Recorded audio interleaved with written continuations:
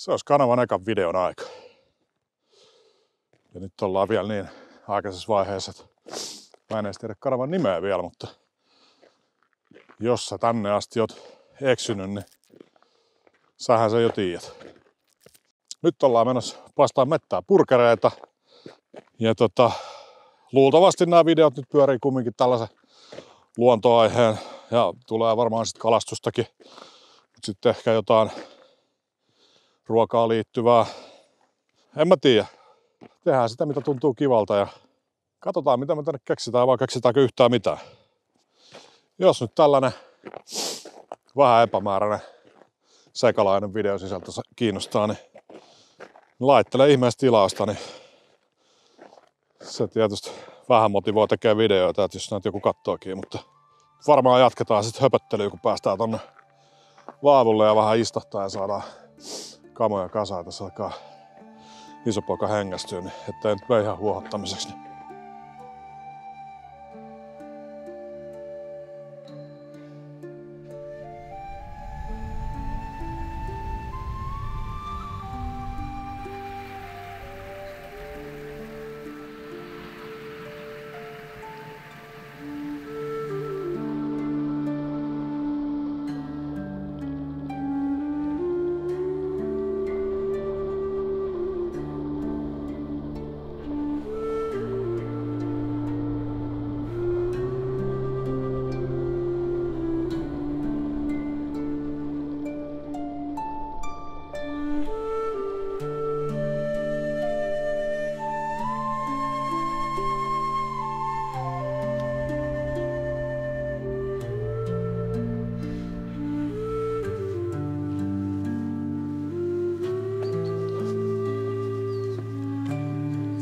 No niin, tällainen söpö pikku laavu täällä pienen lammen rannalla.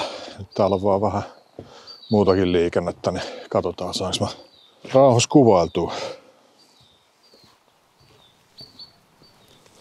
Eihän täällä ole polttopuita, mutta kyllähän nämä risut täällä kärryää. Katsotaan, eikö me tässä nyt sen verran saada liekkiä, että purkarit saadaan paistettua.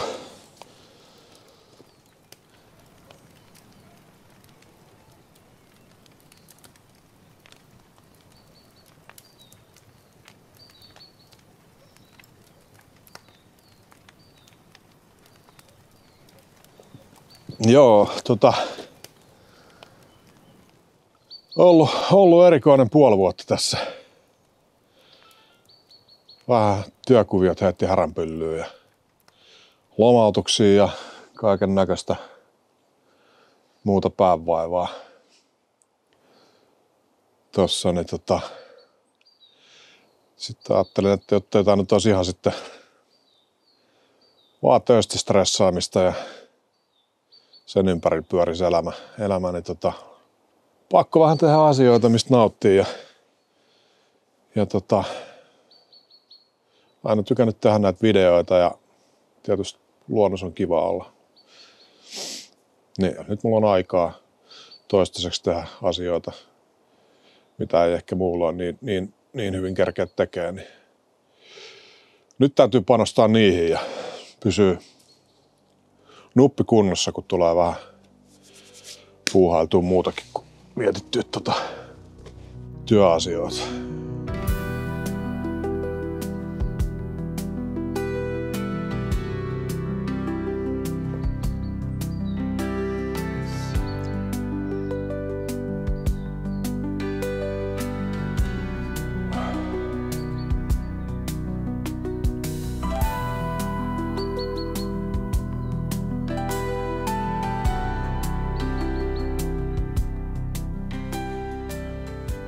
Pakko antaa shoutoutti sämpylöistä, niin resepti Mikolle.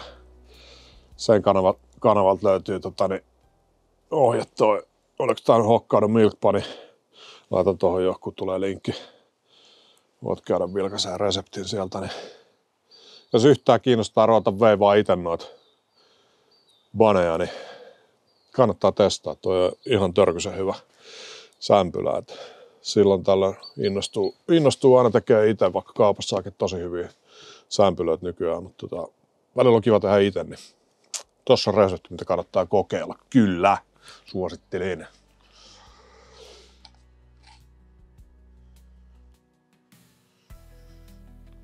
Noin.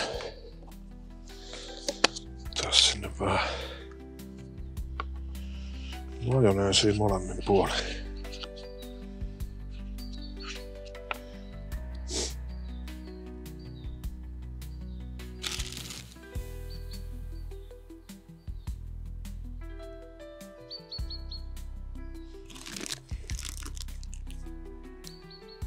Sen verran meni odotteluksi tää laavulle pääsy, että meinas tulla jo nälkäkiukku, mutta ai että, kattokaas tätä.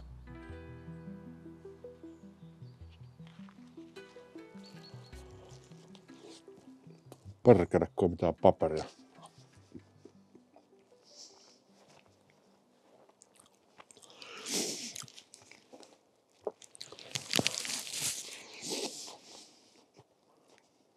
Eiköhän tää ollut tässä ja vedän vielä tän burgerijäämän tästä naamariin ja kävelen takas autolle ja jos katsot tänne asti, niin kiitos siitä. Pist peukkuun, jos dikkailit ja mä koitan näitä tehdä lisää tässä jossakin vaiheessa ja koitetaan keksiä jotain muutakin kuin burgerin syöntiä. Vaikka täällä tosi kivaahan tääkin on. Mutta ei mitään, mennään näillä eteenpäin ja nähdään seuraavalla videolla. Moro!